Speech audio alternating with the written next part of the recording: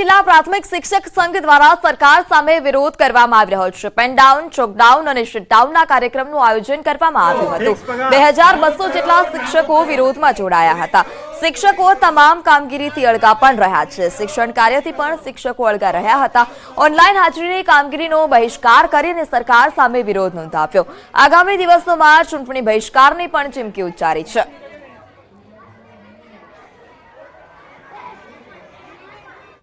આજે અમે તમામ કર્મચારીઓ ચોકડાઉન, પેન ડાઉન અને શટડાઉનનું હડતાળ પર છીએ।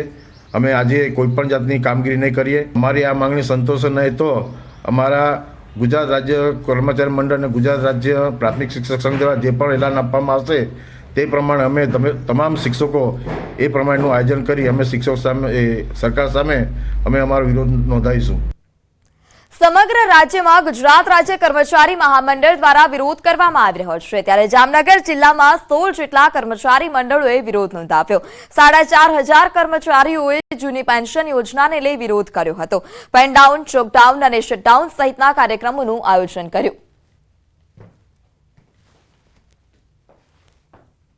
આજે જિલ્લા પંચાયત જામનગર કર્મચારી સંઘ હેઠળના તમામ કેડરના 16 મંડળો અને એના તમામ કર્મચારીઓ આશરે 4500થી વધુ કર્મચારીઓ જિલ્લા કક્ષાએ તેમજ તાલુકા કક્ષાએ જે અમારા મંડળ દ્વારા કાર્યક્રમ જાહેર થયો છે 6 તારીખના રોજ પેન ડાઉન, શટડાઉન અને ચોકડાઉન આ 3 કાર્યક્રમને અમે સફળ કરવા માટે થઈ અને બધા કર્મચારીઓ આજે અમારી કામગીરીથી અળગા રહી અને અમે અમારો વિરોધ પ્રદર્શિત કરી રહ્યા છીએ।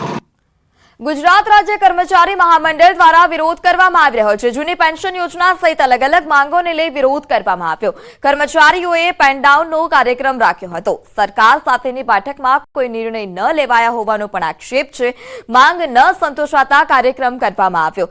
ફિક્સ પગાર નીતિ નાબૂદ કરવા પણ માંગ કરાઈ છે। સરકાર અવાજ દબાવતી હોય તેવા પણ આક્ષેપ કરવામાં આવ્યા છે। ત્યારે કર્મચારીઓનું કહેવું છે કે આગામી દિવસોમાં આ જ પ્રકારે જો ચાલતું રહ્યું તો આંદોલન કરીશું। કર્મચારીઓની મુખ્ય માંગણી એવી જૂની પેન્શન યોજના લાગુ કરવી, ફિક્સ પગારની નીતિ નાબૂદ કરવી, તે બાબતે વારંવાર આ વર્ષે અમે કાર્યક્રમો આપ્યા છે। તેમ છતાં પણ સરકારે કોઈ નિર્ણય નથી લીધો। આથી પેન ડાઉનનો કાર્યક્રમ આપવામાં આવ્યો છે, જેમાં રાજ્યના તમામ ખાતાના કર્મચારીઓ જોડાયેલા છે।